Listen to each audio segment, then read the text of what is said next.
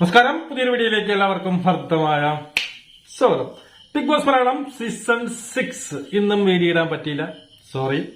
നാളെ തൊട്ട് പൂർവാധികം ശക്തിയോടുകൂടി വീഡിയോ ഇടാൻ കഴിയട്ടെ എന്ന് ഞാൻ തന്നെ ആഗ്രഹിക്കുന്നു. ഓക്കെ, ഇന്ന് തുടക്കം ബിഗ് ബോസ് തുടങ്ങുന്നത് തന്നെ ഗ്യാസിന്റെ പ്രശ്നമാണ്. അതായത് ഗ്യാസ് ആരോ ഓൺ ചെയ്ത് വെച്ചിട്ട് പോയി.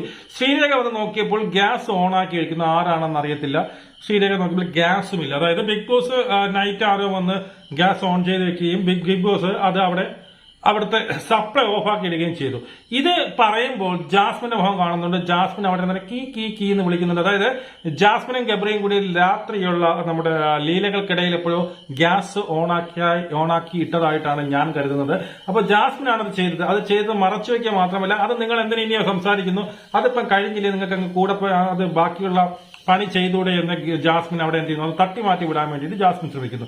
ഇതിനിടയിൽ ഈ പറയുന്ന ശ്രീരേഖ വന്ന് പറയുന്നുണ്ട്, പിന്നീട് ഗ്യാസ് ഓണായിരുന്നു എന്ന് ശ്രീരേഖ പറയുന്നു. അപ്പോൾ യമുന റാണി മറ്റുള്ളവർക്ക് പറയുന്നു, ശ്രീരേഖ പറഞ്ഞു ഇവിടെ ഗ്യാസ് ഓണായിരിക്കുകയാണ് എന്ന് മാത്രമേ പറഞ്ഞുള്ളൂ. അപ്പൊ തന്നെ ഈ പറയുന്ന ശ്രീരേഖ തട്ടിക്കയറുന്നു. നീ എന്തിനാ എന്റെ പേര് ഇങ്ങനെ എടുത്ത് പറയുന്നു, ഗ്യാസ് ഓൺ ആയിരുന്നാൽ എന്ന് പറഞ്ഞാൽ പോരെ എന്ന് പറയുമ്പോൾ എനിക്ക് തോന്നി അങ്ങനെ പ്രത്യേകിച്ച് താങ്കൾ പറഞ്ഞതാണ് ഈ പറയുന്ന യമുന റാണി അങ്ങനെ പറഞ്ഞത്. പക്ഷെ അവിടെ ഈ പറയുന്ന യമുന റാണിയോട് ഒരു തീരാത്ത ഒരു വൈരാഗ്യം ആർക്കുണ്ട്, ഈ പറയുന്ന ശ്രീരേഖയ്ക്കുണ്ട്. കാരണം മറ്റൊന്നുമല്ല, ഈ പറയുന്ന ശ്രീരേഖ തന്നെ പറയുന്നുണ്ട്, യമുന റാണി പറഞ്ഞു നിന്റെ സ്വഭാവം ഇങ്ങനെയാണെങ്കിൽ പുറത്തു പോയാലും നീ കഷ്ടപ്പെടും എന്നൊരു ഡയലോഗ് എന്നൊരു സ്റ്റേറ്റ്മെന്റ് പറഞ്ഞത് ഇപ്പോഴും ആരുടെ മനസ്സിൽ കിടപ്പുണ്ട്, ശ്രീരേഖയുടെ മനസ്സിൽ കിടപ്പുണ്ട്. അതവിടെ കിടന്ന് ഇങ്ങനെ കനല് പോലെ കത്തുന്നുണ്ട്. മനസ്സിലായോ? പിന്നെ നമുക്ക് പറയാനുള്ളത്, പിന്നീടുള്ള ഒരു ടാസ്ക് ആണ് കൊടുത്തത്, ക്യാപ്റ്റൻസി തിരഞ്ഞെടുക്കാനുള്ള ടാസ്ക്. കറക്കം ഖാന എന്ന് പറയുന്ന ടാസ്കിൽ അവിടെയും പിന്നീട് അവിടെ ആര് ജയിക്കുന്നു, ഈ പറയുന്ന റഷ്യയുടെ ടീം ജയിക്കുന്നു അല്ലെ. അവിടെ ആഹാരം കഴിക്കുക എന്നുള്ള ഒരു ടാസ്ക് ആയിരുന്നു. എല്ലാവരും നല്ല രീതിയിൽ ആഹാരം കഴിക്കുകയും അവസാനം വാള് വെച്ച് കഷ്ടപ്പെടുകയും ചെയ്യുന്നു. അതായത് പിന്നെ അർജുനാണ് നല്ല രീതിയിൽ തീറ്റ ഇങ്ങനെ ഇരിക്കണമെങ്കിൽ വാഴ പോലെ നിൽക്കുന്നൊക്കെ ശരി തന്നെ നല്ല രീതിയിൽ തട്ടുന്നുണ്ട്. ഏതാണ്ട് 3 ഐറ്റം വരെ അർജുൻ തിന്ന് തീർക്കുകയും അവരുടെ ടീം ജയിക്കുകയും ചെയ്യുന്നു. പക്ഷേ ഈ ക്യാപ്റ്റൻസി സ്ഥാനത്തിലേക്ക് അർഹത നേടുന്നത് ഈ പറയുന്ന ജാസ്മിൻ ഗബ്രി അടങ്ങുന്ന എനിക്കൊന്ന് ടണൽ ടീമാണ് ക്യാപ്റ്റൻസിയിലേക്ക് അർഹത നേടുന്നത്. നാളത്തെ പ്രമേയം കാണിക്കുന്നത് ഈ പറയുന്ന 4 പേര്, ഈ ടണൽ ടീമിലെ 4 പേരുണ്ട്. ശ്രീരേഖ, യമുന റാണി, ഈ പറയുന്ന ജാസ്മിൻ ഗബ്രി, ഈ 4 പേര് തമ്മിൽ അങ്ങോട്ടും ഇങ്ങോട്ടും മത്സരിച്ച് അല്ലെങ്കിൽ അങ്ങോട്ടും ഇങ്ങോട്ടും പരസ്പരം തീരുമാനിച്ചുകൊണ്ട് ഒരു ക്യാപ്റ്റനെ തീരുമാനിക്കുക എന്നാണ് ഈ പറയുന്ന നമ്മുടെ ബിഗ് ബോസ് കൊടുക്കുന്നത്. പക്ഷെ അവിടെ യമുന റാണി കളിക്കുന്നു. യമുന റാണി നല്ല രീതിയിൽ പറയുന്നു, സ്വന്തം പേഴ്സണൽ ആവശ്യങ്ങൾക്ക് വേണ്ടി ഈ പവർ ടീം അല്ലെങ്കിൽ പവർ ഹൗസിനെ അല്ലെങ്കിൽ പവർ റൂമിനെ ഉപയോഗിക്കുന്നവരെ എനിക്ക് ക്യാപ്റ്റനായിട്ട് വരാൻ ആഗ്രഹമില്ല എന്നുകൊണ്ട് എടുത്തടിക്കുന്നു. അതിൽ ആർക്ക് ഇഷ്ടപ്പെടുന്നില്ല, ഗബ്രിക്ക് ഇഷ്ടപ്പെടുന്നില്ല. ഞാനാണ് ഏറ്റവും കൂടുതൽ അവിടെ എന്ത് ചെയ്തത്, പിന്നീട് ഞാനും എന്റെ സഹധർമ്മിണിയായ ആവാൻ പോകുന്ന ഈ പറയുന്ന ആരായിട്ട് നമ്മുടെ ജാസ്മിനുമാണ് ഏറ്റവും നല്ലത് കളിച്ചതെന്നും തനിക്ക് വേണ്ട തന്നെ അല്ലെങ്കിൽ നമ്മുടെ ആർക്കെങ്കിലും തന്നെ വേണം ക്യാപ്റ്റൻസി എന്ന് പറഞ്ഞുകൊണ്ട് അവിടെ എന്ത് ചെയ്യുന്നു, കയർക്കുന്നു. അവിടെ ഒരു ആർഗ്യ ഉണ്ടാവുന്നു. അവസാനം ഗബ്രി കരയുന്ന രംഗങ്ങളൊക്കെ കാണും. അപ്പൊ ആരാണ് ക്യാപ്റ്റൻ ആയത് എന്നുള്ളത് നമുക്ക് നാളെ രാവിലെ തന്നെ നമുക്ക് അറിയാൻ കഴിയും. ഇതുതന്നെ എനിക്ക് ഏറ്റവും എടുത്തു പറയാനുള്ള, ശരണ്യയുടെ എടുത്ത് പറയാനുള്ള dress, super dress, keep it up. എനിക്ക് ആ കൂടുതലൊന്നും പറയുന്നില്ല. അല്ല, ഒന്നാം തരം ഡ്രസ്സായിരുന്നു ശരണ്യ എന്നിട്ടത്, അടിപൊളി. അടുത്ത പറയാനുള്ളത്, നോറയും ജാസ്മിനും തമ്മിലുള്ള അടിയാണ്. അതിന്റെ ഇടയിൽ കൂടി മറ്റൊരാൾ വരുന്ന ആര്, മുന്ന ഭായ്. ആരാണ് ഈ മുന്ന? അതായത് ഇവിടെ ബിഗ് ബോസ് ഒരു ടാസ്ക് കൊടുക്കുന്നു. എനിക്കൊന്ന് നിങ്ങൾക്ക് ആരെ പ്രൊട്ടക്ട് ചെയ്യാൻ പറ്റും, ആരെയാണ് നിങ്ങൾ പ്രൊട്ടക്ട് ചെയ്യാൻ ആഗ്രഹിക്കുന്നത്, ആരെ നിങ്ങൾ അവോയ്ഡ് ചെയ്യും, ആരെ നിങ്ങൾ ടാർഗറ്റ് ചെയ്യും, അങ്ങനെ എന്താ ഇവരെ തമ്മിൽ അടിക്കാൻ വേണ്ടിയിട്ട് ബിഗ് ബോസ് മനഃപൂർവ്വം ഒരു ടാസ്ക് കൊടുക്കുന്നു. ഇതിനകത്ത് പിന്നെ നോറ എന്ത് ചെയ്യുന്നുണ്ട്, പിന്നീട് എനിക്ക് തോന്നുന്നു ജാസ്മിനെ പോയിന്റ് ഔട്ട് ചെയ്യുന്നു. ടാർഗറ്റ് ചെയ്യാനോ അവോയ്ഡോ അങ്ങനെ ഏതോ ഒരു സംഭവത്തിൽ ജാസ്മിനെ എന്ത് ചെയ്യുന്നുണ്ട്, പോയിന്റ് ഔട്ട് ചെയ്യുന്നു. അതുപോലെ തന്നെ ജാസ്മിനും നോറയെ പോയിന്റ് ഔട്ട് ചെയ്യുന്നു. അപ്പോ അതില് നോറ ജാസ്മിനെ പോയിന്റ് ഔട്ട് ചെയ്തപ്പോൾ നോറ പറഞ്ഞ ഒരു കാര്യമുണ്ട്, എന്നെ ഏത് കാര്യങ്ങളിലും എന്തിലും ഏതിനും വലിച്ചിടുന്നു ആര്, ഈ പറയുന്ന ജാസ്മിനെ എന്നെ വിടാതെ പിന്തുടരുന്നു, എന്തിനും എന്നെ ടാർഗറ്റ് ചെയ്യുന്നു എന്നുള്ളൊരു സ്റ്റേറ്റ്മെന്റ് അവിടെ പറയുന്നു. അതിൽ കുരുപൊട്ടി ആര്, ജാസ്മിൻ എന്ത് ചെയ്യുന്നു, നോറയെ വിളിച്ചു നിർത്തിക്കൊണ്ട് പറയുന്നു, എന്നെ എവിടെയാണ് ഞാൻ ടാർഗറ്റ് ചെയ്തത്, നീയാണ് എന്നെ ടാർഗറ്റ് ചെയ്തതെന്നും എന്നെ പലവട്ടമായി ഞാൻ അവോയ്ഡ് ചെയ്ത് വിട്ടതാണെന്നും ഇനി നിന്നെ ഞാൻ അവോയ്ഡ് ചെയ്യില്ല, ഇനി നിന്റെ പിന്നാലെ പിന്തുടർന്നുകൊണ്ട് നിന്നെ ഞാൻ ടാർഗറ്റ് ചെയ്യുമെന്ന് ആരടുത്ത് ജാസ്മിന്റെ ആ വിശ്വരൂപം, ആ ചാളമേരിയുടെ ചില ഭാഗങ്ങൾ, ചില ഒരു സിംറ്റംസ് പുറത്തു വരുന്നു.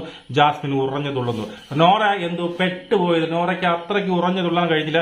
നോറ എന്തോ പറഞ്ഞു. അവരുടെ ജാസ്മിൻ പറയുന്ന ഒരു കാര്യം, നോറ എന്നെ പറ്റി കുറ്റം എല്ലാവരുടെ പറഞ്ഞുകൊണ്ട് നടക്കുന്നു എന്ന് ജാസ്മിൻ ആരോപിക്കുമ്പോൾ നോറ അവിടെ ഒരു പച്ചക്കള്ളം പറയുന്നു, ഞാൻ ആരുടെ അങ്ങനെയൊന്നും പറഞ്ഞിട്ടില്ല എന്ന്. നോറ അറിയില്ല ആരൊക്കെ കിട്ടിയിട്ടുണ്ട്, എപ്പോഴൊക്കെ അവസരങ്ങൾ കിട്ടിയിട്ടുണ്ട്, അവിടെയൊക്കെ ജാസ്മിന്റെ ഏറ്റവും കൂടുതൽ കുറ്റങ്ങൾ പറഞ്ഞുകൊണ്ട് നടക്കുന്നത് ആരാണ്? നോറ തന്നെയാണ്. അത് ചങ്കൂറ്റത്തോടെ സമ്മതിക്കണമായിരുന്നു നോറ. ഞാൻ പറഞ്ഞിട്ടുണ്ട്, നീ ചെയ്തത് തന്നെയാണ് ഞാൻ പറയുന്നത്, കുറ്റമായിട്ടല്ല, ഞാൻ നീ പറയുന്നതെല്ലാം ചെയ്തിട്ടുണ്ട് എന്ന് പറഞ്ഞു. അവിടെ ആർക്ക് സപ്പോർട്ടായി നിൽക്കുന്നു? ഈ പറയുന്ന റസ്മിൻ അവിടെയും നിൽക്കും ഇവിടെയും നിൽക്കും എന്നുള്ള തരത്തിൽ നിൽക്കുന്ന റസ്മിന് ആരെയും വേണം, എല്ലാവരും ഒരു സോപ്പ് ഇട്ടുകൊണ്ട് അവരെ തന്നിലേക്ക് അടുപ്പിച്ചുകൊണ്ട് നിൽക്കുന്ന ഒരു സ്വഭാവമാണ് റസ്മിനുള്ള. റസ്മിൻ അവിടെ വലിയൊരു കള്ളം പറയുന്നു. ജാസ്മിൻ റസ്മിനോട് ചോദിക്കുന്നു, നിന്റെ അടുത്ത് എന്നെ പറ്റി ഒരു കള്ളവും അല്ലെങ്കിൽ എന്നെ പറ്റി ഒരു കുറ്റവും നോറ ഇതുവരെ പറഞ്ഞിട്ടില്ലേ എന്ന് ചോദിക്കുമ്പോൾ റസ്മിനോട് പറഞ്ഞു, ഇല്ല, അങ്ങനെയൊന്നും പറഞ്ഞിട്ടില്ല, നിന്റെ കാര്യങ്ങൾ പറഞ്ഞിട്ടുണ്ട്, നിന്റെ കുറ്റം പറഞ്ഞിട്ടില്ല എന്ന്. കർത്താവെ 40 വട്ടവും ഈ പറയുന്ന നോറ റസ്മിനോട് പറയുന്നത് കുറ്റങ്ങൾ തന്നെയാണ്. ആരുടെ? ജാസ്മിന്റെ കുറ്റങ്ങൾ തന്നെയാണ്. അവിടെ റസ്മിൻ പെട്ടുപോകുന്നു. റസ്മിൻ സത്യം പറയണോ വേണ്ട, എന്തായാലും ഒരു മൊട്ടം കള്ളം പറയുന്നു, നോറ നിന്നെ പറ്റി ഒരു കുറ്റവും പറഞ്ഞിട്ടില്ല, കാര്യങ്ങൾ മാത്രമാണ് പറഞ്ഞിട്ടുള്ളത് എന്ന് അവിടെ പെട്ടുപോകുന്നു. ഇതിന്റെ ഇടയിൽ ഉത്തരം മുട്ടി എന്ത് ചെയ്യണമെന്നറിയാതെ പരവശയായി നിന്ന നോറ ഒരു കാര്യം എടുത്തിടുന്നു, എന്റെ ഫോൺ നമ്പർ നിനക്ക് ആരാണ് തന്നത്?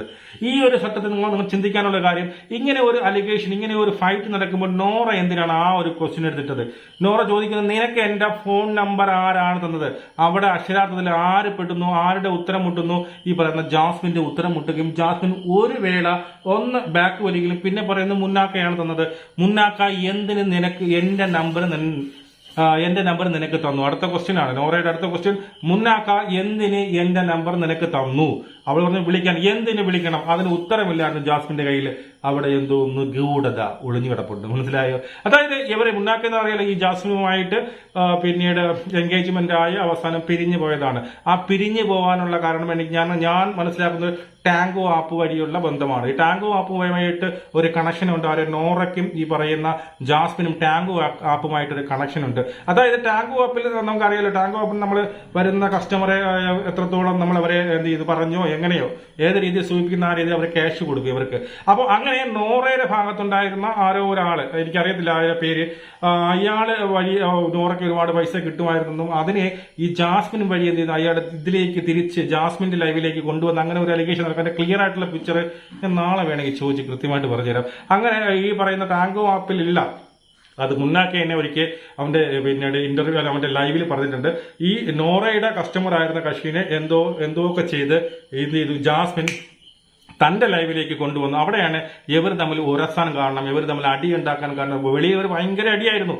അപ്പോൾ ഇത് ക്ലാരിറ്റി ചെയ്യാൻ വേണ്ടിയിട്ടായിരിക്കാം ചിലപ്പോ ഇത് ആരാണ് ഈ ലൈവിൽ വന്ന് ഇങ്ങനെ ഇവർക്ക് പൈസ കൊടുക്കുന്നത്, എന്തിനാണ് ഇവർ ലൈവിൽ വന്ന് ഇത്രയും പൈസ ഈ പെൺകുട്ടികൾക്ക് കൊടുക്കുന്നു എന്നറിയാൻ വേണ്ടിയിട്ടാവണം മുന്നാക്ക എന്ത് ചെയ്തത്, ഈ പറയുന്ന നോറയുടെ നമ്പർ മാറ്റി നോറയുമായിട്ട് ഈ പറയുന്നതിനെപ്പറ്റി സംസാരിക്കാൻ വേണ്ടി കൊടുത്തത്. അതാണ് നോറ വീണ്ടും ചോദിക്കുന്നത്, എന്തിനാണ് ആ നമ്പര് നീ മുന്നാക്ക എന്റെ നമ്പര്, അല്ലെങ്കിൽ മുന്നാക്കയ്ക്ക് നീ എന്തിനാണ് നമ്പർ കൊടുത്തത്, നിന്റെ മുന്നാക്ക എന്തിന് എന്നെ വിളിച്ചു എന്ന് നോറ ചോദിക്കണമെങ്കിൽ അതിന് ഇൻഡയറക്റ്റ് ആയിട്ട് ടാങ്കോ ആപ്പുമായിട്ട് ബന്ധമുണ്ട് എന്നാണ് ഞാൻ മനസ്സിലാക്കുന്നതല്ല, അതാണ് സത്യം. അതിനെക്കുറിച്ച് ഡീറ്റെയിൽ നമുക്ക് പിന്നെ പറയാം.